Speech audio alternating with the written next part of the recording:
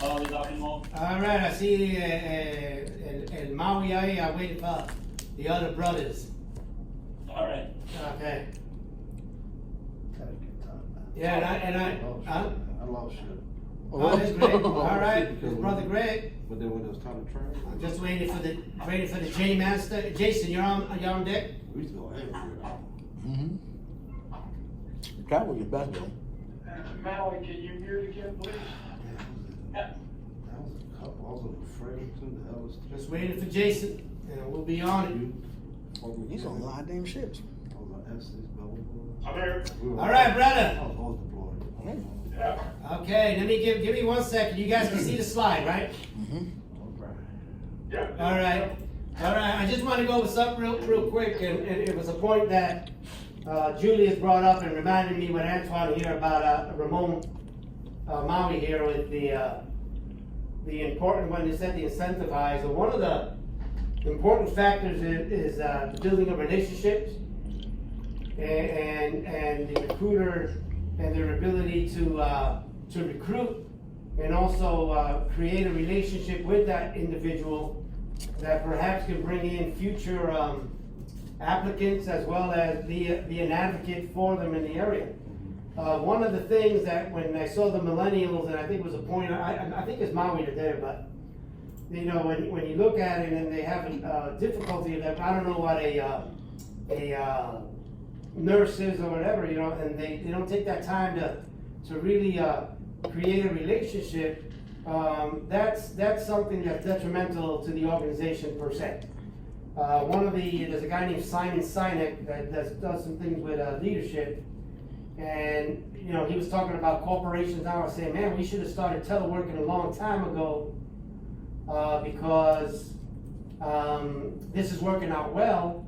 They always forget that it's working out well because they already had an established relationship before we went teleworking. So, you know, it's hard to bring somebody that in a teleworking environment, I see here in academics all the time, where it's kind of like you know each other from classes, you shared a lot of classrooms, a lot of professors, and then somebody new comes and you know, they feel like they're isolated because everybody knows everybody except them. But you guys, you know, being the people that you are, always reach out, hey, how you doing? I'm Antoine, how you doing? I'm Ramon, how you doing? You know, and a lot of times you miss that in the corporate world, in the staffing world. You know, that creates, make them feel like they're family. You know, and that's something that HR does, but as a recruiter, I think you're really an integral part as a staffer as well to maintain that relationship building and take time because they are your recruit, right? I'm going to say recruit, and you know, I don't know if they use that term in the corporate world, but I remember, you know, you take the time, they're brand new, and you walk them around the organization. Hey, this is a new person. This is Freddie McGillick right there in charge of finance. This person's a motor pool. Hey, you need something over here. This is this person. Hey, this is your boss, and it makes them feel like you know, they feel like they're integral part of the team already. Yeah. That's something that's an incentive that is extremely valuable. That's not monetary, but is that sense of worth and how they integrate into the team. So that was a great point on all of you guys. I forgot about that in there. But with that said, the readings is chapters 1 and 2. Right? That was my bad. Right? It's not chapters 1 and 3. But we wanted to, you know, we talked about some stuff in there and how to relate it. And Gregory, I'm going to tell you again, that's a great article. You know, now you guys know the pattern that we're looking for and everything else. So let me put up your slides here. Give me 1 second. Yeah, that was a good article. And what you tell me, Gregory, Yeah, is he posted his you tell me when you want me to change the slide deck, okay? Put this right here. Okay. You're on, brother. Middle of the time, something. All right, everybody hearing me all right? Everybody, here's the Turbo Master. Yes, sir. Turbo. Her. All right. So before we start, hey, Dr. Go, please stop calling me Gregory. That's something my mom did when she was mad at me. Oh, Gregor Turbo. I'll call you Turbo. I got a Turbo, I got a Maui. All right, we good. Yeah, that's the same thing with me when they called me Alberto. I was always in trouble. Always in Yeah. trouble. It's like, Gregory, I haven't heard that. Haven't heard that in a long time, but anyway. That's good. That's good though. All right, yeah, Turbo. I like it now. Turbo. Turbo. All right. So, first slide, please. Okay, so there's our agenda. That's basically chapter 1 and 2. My heart sank when Dr. Mo put up the chapter 3. I thought, oh crap. Yeah. Screwed that one up. But No. anyway, it's those 4 main categories. Next slide, please. All right, so here's the definition of staffing. Since it's a quote, I will read it to you. This is out of our book. Yeah. Process of acquiring, deploying, and retaining a workforce of sufficient quantity and quality to create positive impacts on the organization's effectiveness. That's by our author. Yeah. But it's all about getting people into the org and out of the org. You know, it's all about staffing, all the things that we talked about, recruitment and retention, all that. Next slide, please. So there's 5 staffing models. Now I contend that maybe they should be called phases. Yeah. Because in my belief, none of them are done by themselves. They all kind of go together. So when I hear the word model, to me that sounds like, okay, here it is. You know, it's either this or that or that. But here they are: quantity levels, quality to the job or the organization, and then staffing system components and organizations. Next slide, please. I'll go through each one briefly. Oh, no worries. So this is quantity levels. You know, first you gotta figure out how many bodies are needed. You gotta forecast that to determine the appropriate staffing level. And we saw that in the article, you know, Yes. and Dr. Mo's presentation, where they know how many they're short. And the goal is to be the right sized. You know, we talked about overstaff, that's bad. Understaffed is bad, but fully staffed is like the middle bear, you know, the Goldilocks bear. You don't want to be up there. You don't want to be Too cold, too hot. too cold, too hot. I was thinking of trying to figure out the Goldilocks analogy, and I was like, no, we just stick with it. The goal is to be right size, fully staffed. Next slide, please. So then the second one is getting the right person into the right job. You need to look at the characteristics of the person with the characteristics that are needed for the job, and you got to get that match. You want your KSAs, your knowledge, skills, and abilities. I guess it's KSAOs. Yeah. And other characteristics. I was always taught they were KSAs. Yeah, me too, you know, modernism. Yeah, it's a good catch-all. Yeah. You know, you want to look at that. And, you know, if the job's rewarding to the person, it'll lead them to be motivated. It might reduce your attrition rates and all those nasty things that we talked about earlier today. Next slide, please. The other one is getting the right person into the right organization. You know, it's all about the norms and values. You know, we all are military guys, so we know what values are of the military. In the Air Force, you know, we get our core values: honesty, you know, integrity first, service before self, and excellence in all we do. But if you get a guy or a gal who doesn't uphold those values, then that's not a good fit for the organization. It leads to low performance and decreased ability to adapt. And you've seen it. You know, you've all had that troop that comes in, and you wonder, how the hell did he get through basic? And he just doesn't fit in, he just doesn't adapt, can't follow rules, and so on. So that's getting the right person into the right organization. Next slide, please. The next one is the staffing system component. And there's 3 components there: recruitment, selection, and employment. It's kind of a circle. But hopefully it's not. You know, you recruit, you select, and then you keep them employed for a long, long, long time. But it's always gonna be going on, because of certain things, you know, retirements or whatever. That's the staffing system components. Next slide, please.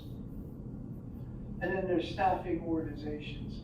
The mission, along with the goal and the objectives, drives the organizational strategy. And that should drive the HR and the staffing strategy. The staffing levels and staffing quality are the key points in your strategy, your policy, your programs. Next slide. And then the staffing strategy. Do you want to acquire new talent or you want to develop from within? Now somebody, we touched on this earlier, one of the guys there in the classroom asked about, you know, hiring from outside, you know, after somebody's been there for 15 years or so. Why does that happen? Well, you know, by acquiring new talent, you might get new skills. You get fresh ideas. Organizations get stagnant. You need an injection of new blood and new ideas. So maybe that's why you might want to acquire from outside. Or you might want to develop one of the guys that's in the shop. But there's pros and cons to all of them, and I kind of list them there. You know, there's training might be involved, especially if you acquire a guy. They don't know the ropes. They don't know the organization. You got to train them. Whereas bringing somebody that's already on board up, they already know the ropes, but they also might be, they might have those bad behaviors that you're trying to break the organization of. So I'm sure we all had these kinds of situations in our military careers. Next slide, please. So now we go on to chapter 2. Chapter 2 is all about law. That's one of my favorite subjects, and I think I'm going to focus somewhere on my term paper on this subject. But I love this part. So you have these relationships. You got the employer to employee relationship, and that's the most prevalent relationship we're going to see. But the employee or the employer is the boss. He gets to say, you know, he makes the rules. You don't like it, walk, right? But both have obligations. And you have independent contractors. You're not really an employee. The one that's in the news recently is the Uber and the Lyft controversy. You know, are the drivers employees of Uber? Because then they would get, you know, compensation, overtime, those kinds of things. Then there are temps from a staffing agency. Now, it's not like a temp worker in civil service where you might hire a guy for a 1-year term or a 3-year term. These guys are coming in from I forget the term. There used to be a company when I was a kid. Yes, I know. Yeah. I'll remember it. I'll remember it. Yeah, It's amazing. I could not remember that darn name. But basically, you became an employee of that company, and they filled the positions. They, you know, a company would call them up and say, "Hey, I need a secretary for 6 months. Who do you got?" And they'd look through their little Rolodex and find a secretary and tell Susie, "Go report over here," you know. But they remain on the payroll of the staffing agency, the company that sent them to the company with the need. And then you have your unpaid interns and trainees. It's almost like school, you know. There's a lot of rules with these guys too. It must benefit the intern. You can't displace another person. You're not entitled to a job at the end of the training, and they got to do it all for free.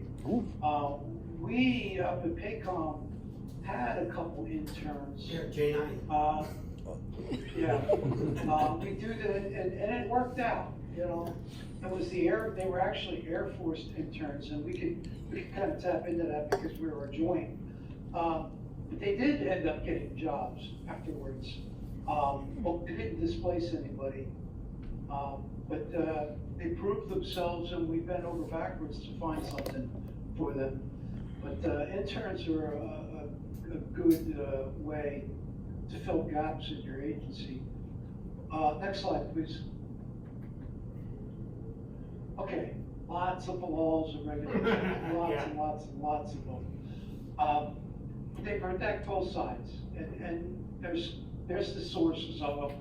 You know, common laws, the court-made law, constitutional, statutory, and EOs. And then the agencies, their job is to really interpret and administer and enforce the laws. So that a law of them have to be passed, and the EPA might then have to figure out, okay, they just said you can't boil oil down the drain. We need to write a policy on this and figure out how we're gonna enforce it, all that stuff.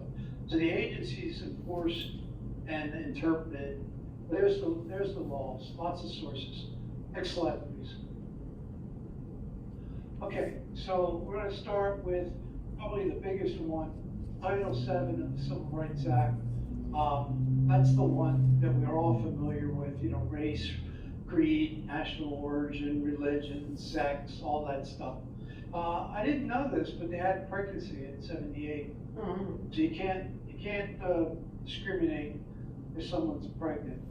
Then the next one, and all these things, since there's so many of them, I just wanted to touch the wave tops on them. I think in chapter 4, whoever's got that chapter, we go into laws again, so we'll probably see more of this stuff then. But the second one's age, and I don't know, I'm now 60, but I haven't had to look for a job in the last 12, 13 years. But it's a problem. But surprisingly, it's not, you know, just that straightforward. You can favor older people over younger people if both are over 40 even. And the law does permit the use of a seniority system. So someone, you know, some newbie coming in can't scream age discrimination because he's just new, you know. If you had some guy that was younger, but been with the company 10 years, if they use a seniority system, that's legal. Next slide, please. Basically, Americans you're- with disabilities. And we all, I think everybody in the class is retired military. Yeah, So I don't know about you guys, but I'm a disabled vet. me too. But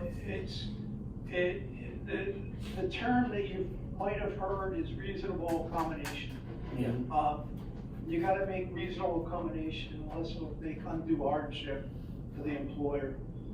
In fact, I'm a diabetic, and I have this thing on my arm that I gotta test my, you know, I hold my iPhone up to it, and it reads my sugar. It sure reads the prick of my finger, Yeah, you know? But at Paycom, you can't have cell phones in the building, yeah. right? And with COVID, they've limited access to the building to the one door that doesn't have any place where you can store cell phones. So it's very inconvenient to take my cell phone to work, to read this thing. So I told them, I said, look, you guys gotta do something. Allow me to keep my phone at the visitor control center, which most people, you know, most people can't do that. They won't allow that. But they realized that, you know, they had to make, it wasn't really any skin off their back.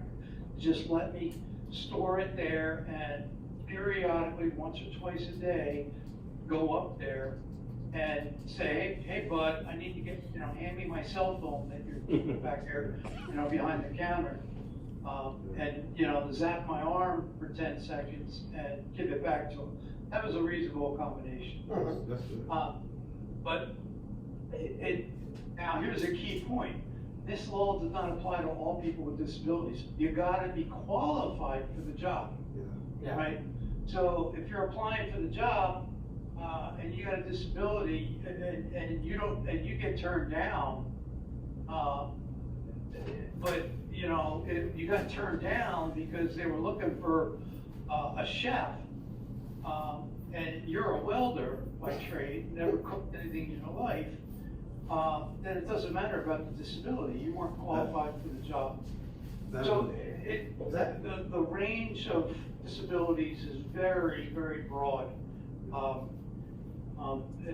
It's just very broad. When in doubt, ask your HR section. Yeah. That probably wouldn't. And then us veterans, our service-connected disabilities were covered, again, if we're qualified for the job. Mhm. Next slide, please. Genetic Information Non-Discrimination Act, you can't use genetic information, you know, and confidentiality is required, so they can't somehow get a hold of your DNA results from, the 23andMe test that you took, and say, oh crap, this guy's got a high chance of, dying early on us, you know, or, you know, he's got all kinds of health problems, he's probably, very risk of, he's gonna cost us an arm and a leg on health benefits, you can't do that.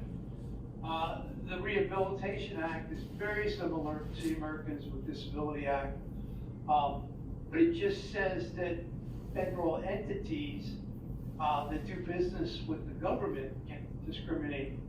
I would have thought that would have been covered by the Americans with Disability Act. Something must have happened to have them do that one. Yeah, must have been some. Yeah. Just like the warning labels on everything, you know. Yes, yeah. Don't use your iron while in the bathtub. Yeah. Someone Yeah. must have done it. Yeah, the plastic on the dry cleaner is not a toy. Yeah, shot. Yeah. And then there's a bunch of executive orders, or one executive order that's been redone a couple times.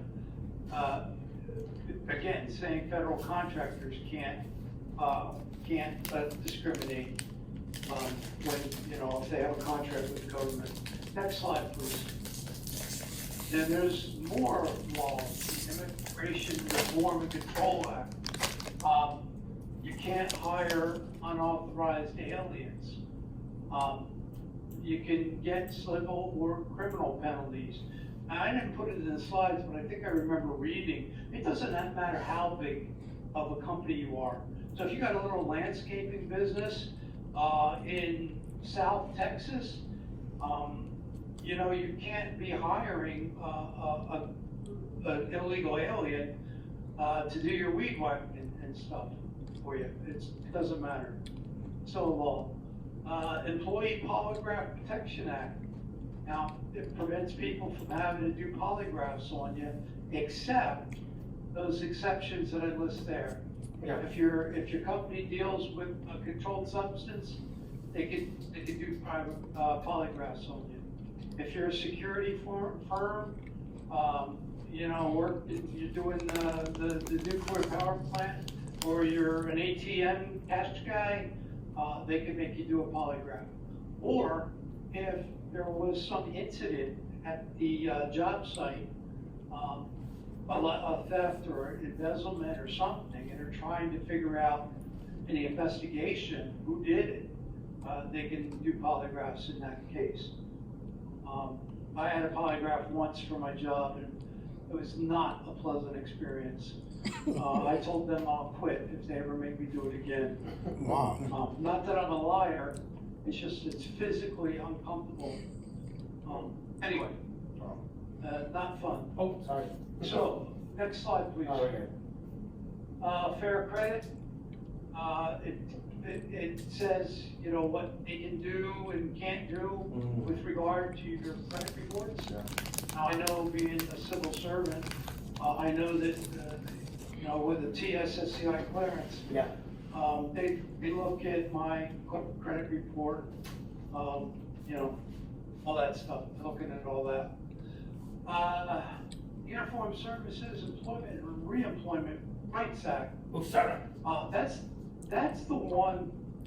Now, I've been on hiring boards, and I've actually been the selection authority on a couple of jobs.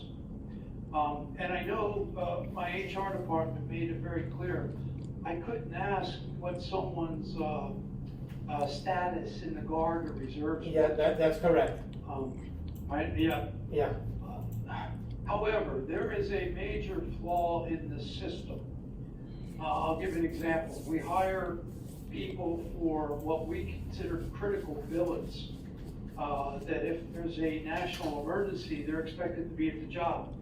And then once we hire them, we find out, oh, they're in the Guard.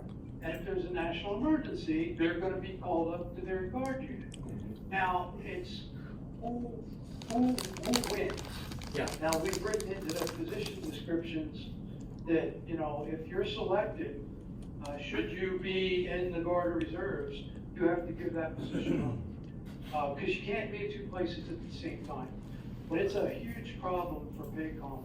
Yeah, I know that. With the, primarily, you know, most of the, I don't know what the statistic is, but many people that are civil servants, especially civil servants that work for a military unit, are retired veterans or Guard or Reserve people.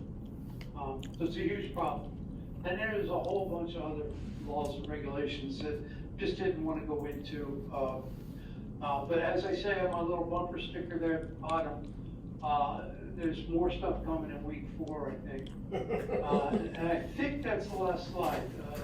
Yes, you are, sir. There's there's our book. That's the reference to our book. All right, I'm going to upload questions for Turbo. Not all jump at once. Nothing heard, okay. Nothing heard? That means you did a phenomenal job there, brother. Yeah. I'm gonna upload this in the content folder for week 2. I was gonna ask that's a Oh, yeah, question I do you got a have. question from Antoine. Oh, nah, for Turbo. I do got a lot of questions. You know me, Julius. I got a lot of questions, but he did an excellent job. He laid it out really good. My questions are usually based on opinionated thoughts that I have, you know, from the readings that I probably didn't understand myself. But as far as like when our turn comes for the week for the chapter readings, like I was asking Julius, are we posting our PowerPoints for the class to see? Yeah. Prior or But you know what? and You we know are what aware. What Gregory did was, what Turbo did, he emailed it to everybody in the class. I didn't get the email. We didn't get, oh, okay, we'll check, we'll check on the emails. But I will, Yeah, I sent it to all students. okay, all But I just students, used the maybe, yeah, system. check. And instructors too, so. Yeah, so I did get it, and what I'll do is, in the content folder for week 2, I have the PowerPoint for me. I'll also put in this one there for references later on. They have it, but, you know, it's a good job there, I know. Go ahead, Antoine. Is our email in the list or something? Yeah, it should be already incorporated in the discussion board, in the Blackboard. Okay. Yeah, we'll check on yours real quick. Okay. But, great job, you know, for the maiden voice. You know, hitting the key points. You saw the modeling.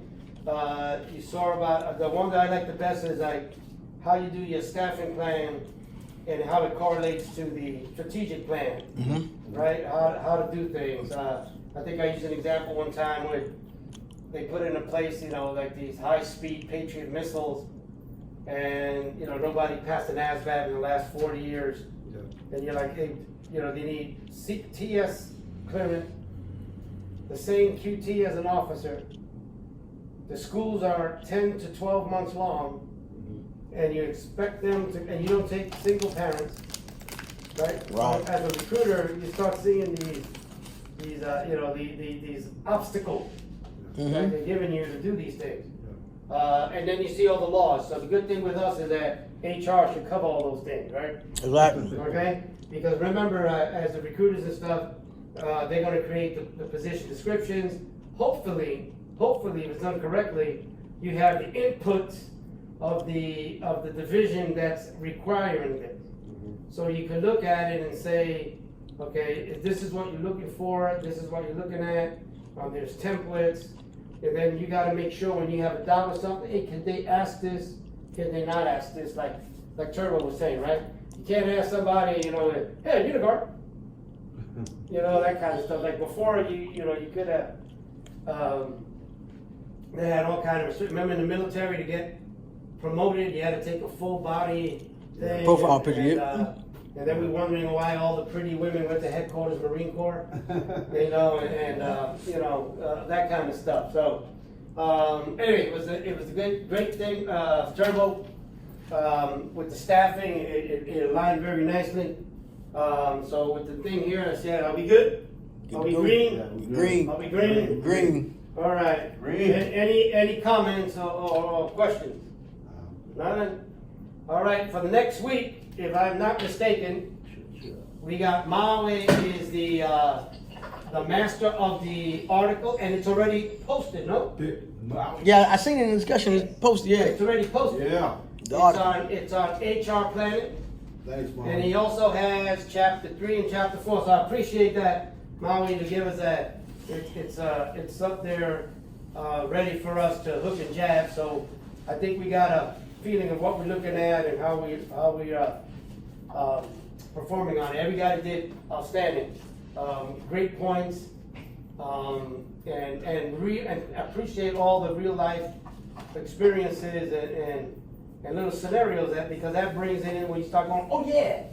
Oh yeah, I remember that guy. You see like a real crappy guy. You remember, yeah, I remember that boss was such an idiot or whatever. Whatever. But the research paper. Yes. Okay. Okay? Yes. If you can give me by this week, right? Because remember, we only got 8 weeks. Right. So this is gonna go. The topic that you're looking for for it. All right, real quick. Right? We're usually looking at select a topic, you know, and identify the problem, blah, blah, blah. You guys know how to do this, right? APA, right? So the reason I want to know the topics, no, you don't have to follow this like the burning bush. No, I guess because I was is the way you want it in the syllabus. Yep. Because my only asked that question because the last we've had a couple classes where each teacher want their research paper done a certain kind of way, and last teacher I had he wanted a table of contents, an abstract page. No. He wanted. Well, I want a research paper, APA format, right? You can have an abstract in there because I like the abstract. I want to see what it's about. But the abstract for me is going to be the presentation you're going to give it the last day of the class to the rest of us, right? Because the abstract usually is what we have is in there. Now for papers later on when you go and see a doctorate and stuff, that's going to be in there, right? Okay. I do not want a table of content. It's only 8 to 10 pages long. So you want a title page, Yeah, your body, title reference. page, Title page, and body, then don't forget your reference. references. Gotcha. I need references, right? Okay. APA style. Gotcha. APA style. All right, so the reason I'm saying is I want to make sure that the topics you're getting aren't too broad and too big. Right.